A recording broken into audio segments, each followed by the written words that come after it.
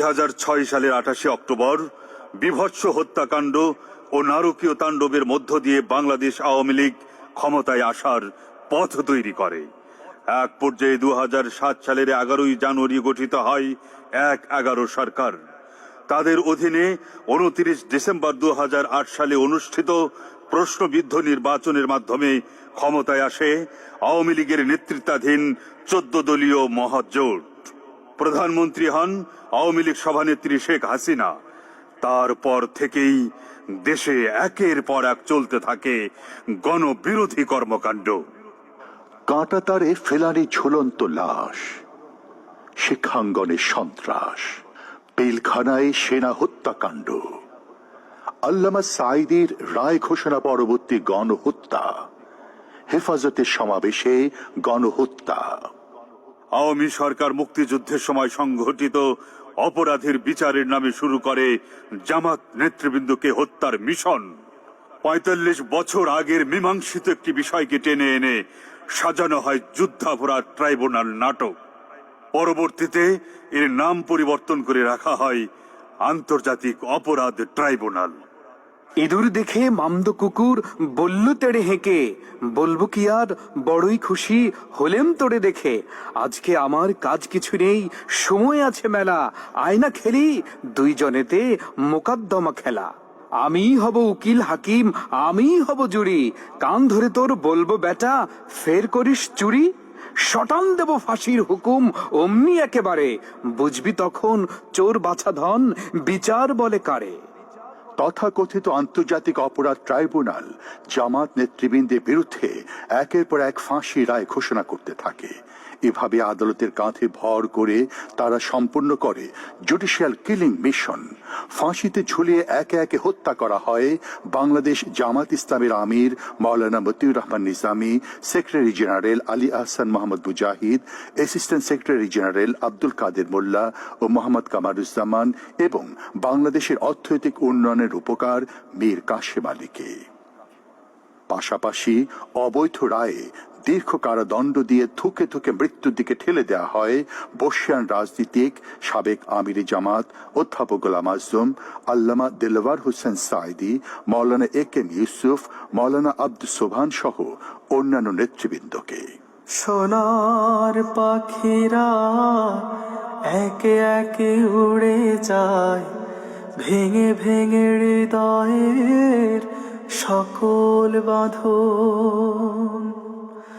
নেকড়ের উল্লাসে কাঁপে জনপদ, বঞ্চিত জনতার হৃদয় কাঁদন। আহা, সোনার পাখিরা একে একে উড়ে যায়, ভেঙে ভেঙে হৃদয়ের সকল বাঁধন। এভাবেই রক্তের ওপর দাঁড়িয়ে সরকার ক্রমেই সব ক্ষেত্রে নিজেদের কর্তৃত্ব প্রতিষ্ঠা করে নেয়। তারপর থেকে একে একে 16টি বছর পুলিশ, বিজিবি সহ সকল আইন শৃঙ্খলা বাহিনী এবং দলীয় সন্ত্রাসীদের দিয়ে দেশবাসীর ওপর চালাতে থাকে কঠোরতম দমন পীড়ন। হরণ করে নেয় নাগরিকদের সমস্ত মৌলিক অধিকার, কেড়ে নেয় জনতার প্রতিবাদের ভাষা। আমি কান্নার স্বাধীনতা চাই, আমি কান্নার স্বাধীনতা চাই, আমি কান্নার স্বাধীনতা চাই, আমি কান্নার স্বাধীনতা চাই। বুক ভরা বেদনায় শোক তাপ যাতনায় চিৎকারে স্বাধীনতা চাই, আমি কান্নার স্বাধীনতা চাই, আমি কান্নার স্বাধীনতা চাই, আমি কান্নার স্বাধীনতা চাই, আমি কান্নার স্বাধীনতা চাই।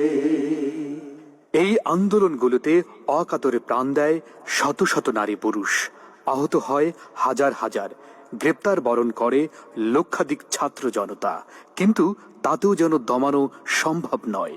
কারা রইল কপাট, কারা রইল কপাট, ভেঙে ফেল কর রেলোপাট রক্ত জমাট শিকল পূজার পাষাণ বেদি ওরে ও তরু নিশান ওরে ও তরু নিশান বাজা তোর প্রলয় বিশাল ধ্বংস নিশান উড়ুক প্রাচীর প্রাচীর ভেদি কারা রইল হো কপাট কারা রইল হো কপাট কারা রইল হো কপাট। কিন্তু তারপরেও হাসিনা সরকারের কোনো ভাবান্তর নেই। তারা তখনও জাতিকে উন্নয়নের ফেরিস্তি শোনায়। দেখুলে তোর তিন নয়ন রাস্তা জুড়ে খড়গ হাতে দাঁড়িয়ে আছে উন্নয়ন দেখুলে তোর তিন নয়ন রাস্তা জুড়ে খড়গ হাতে দাঁড়িয়ে আছে উন্নয়ন। প্রধানমন্ত্রী তার শপথের বিপরীতে গিয়ে দেশকে দিয়েছেন চরম অরাজকতা, নৈরাজ্য আর জনভোগান্তি।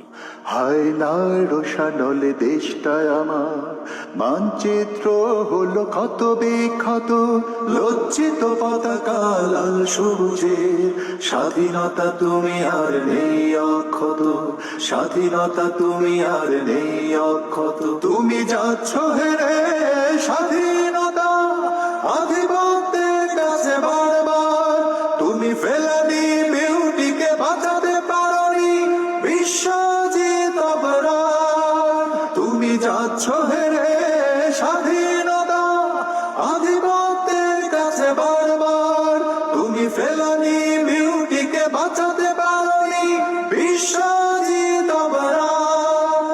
সর্বশেষ জুলাই 2024 সম্মিলিত ছাত্র সমাজ আদালতের কাঁধে ভর করে বাতিল হয়ে যাওয়া কোটা পদ্ধতি ফিরিয়ে আনার প্রতিবাদে আবারও রাস্তায় নামে।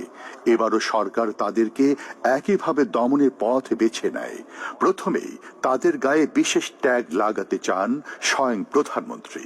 তার মানে কি মুক্তিযোদ্ধার সন্তান নাতিপুতিরা কেউ মেধাবী না, যত রাজাকারের বাচ্চারা নাতিপুতি হলো মেধাবী, তাই না? প্রধানমন্ত্রীর এই কথা শেলের মতো বেঁধে তরুণ ছাত্র সমাজের মনে। প্রতিবাদে সোচ্চার হয় সে রাতেই।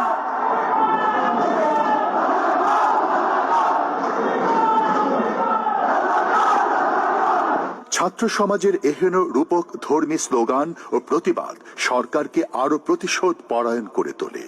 15 জুলাই ঢাকা বিশ্ববিদ্যালয়ে বৈষম্য বিরোধী ছাত্র সমাবেশে লেলিয়ে দেয় তাদের লাঠিয়াল বাহিনী ছাত্রলীগকে।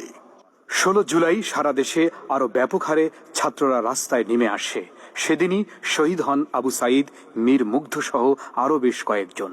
কিন্তু ইতিহাস পড়ে পড়ে জেনেছি চিরকাল অবশেষে দেশ প্রেমিকেরাই জয়ী হয়। বুলেট, বেয়োনেট, গুম, খুন, হত্যা, সন্ত্রাস, কারাগার, নির্যাতন সেই বিজয়ের পথে এক একটি ফলক মাত্র। একটি বুলেট তো বড়জোর একটি বুকে ফোড়ফোড় করতে পারে, কিন্তু একজন শহীদের এক ফোঁটা রক্ত নিমিষে লক্ষ কোটি জনতার মনে জ্বেলে দিতে পারে বিপ্লবের দাউ দাউ আগুন। সে আগুনে পুড়ে ছারখার হয়ে যেতে পারে কুচক্রের নরম ফোমের গতি। বাস্তবেও হয়েছে তাই। বুলেট দিয়ে ছাত্র জনতার বিপ্লব রোখা যায়নি, বরং সারা দেশে দাবানলের মতো তা আরো তীব্র গতিতে ছড়িয়ে পড়ে। ছাত্র, শিক্ষক, নারী, পুরুষ, আবাল, বৃদ্ধ, বনিতা সবাই একযোগে রাস্তায় নেমে আসে। সবার কণ্ঠে ধ্বনিত হয় একই দাবি, We want justice, we want justice. হত্যা করে আন্দোলন বন্ধ করা যাবে না, বন্ধ করা যাবে না, হত্যা করে আন্দোলন। আমার ভাই মরলো কেন, শেখ হাসিনা জবাব চাই, শেখ হাসিনা জবাব চাই, আমার ভাই মরলো কেন। কিন্তু শেখ হাসিনা তো নিজেকে সকল প্রকার জবাবদিহিতার ঊর্ধ্বে মনে করে, তাই নির্বিকার চিত্তে চালিয়ে গেছে হত্যাযজ্ঞ। 17, 18 ও 19 জুলাই সারা দেশে নিহত হয় কয়েকশো ছাত্র, শিশু ও সাধারণ নাগরিক, আহত হয় অন্তত 2000। দাঁড়াও, নিজেকে প্রশ্ন করো, কোন পক্ষে যাবে? তোমার বুলেট মানুষের বুক লক্ষ্য করে ছুটে যাচ্ছে, তোমার বুলেট মানুষের মাথার খুলি উড়িয়ে নিচ্ছে, তোমার বুলেট মানুষের হৃৎপিণ্ড স্তব্ধ করে দিচ্ছে। তুমি গুলি ছুটছ মানুষ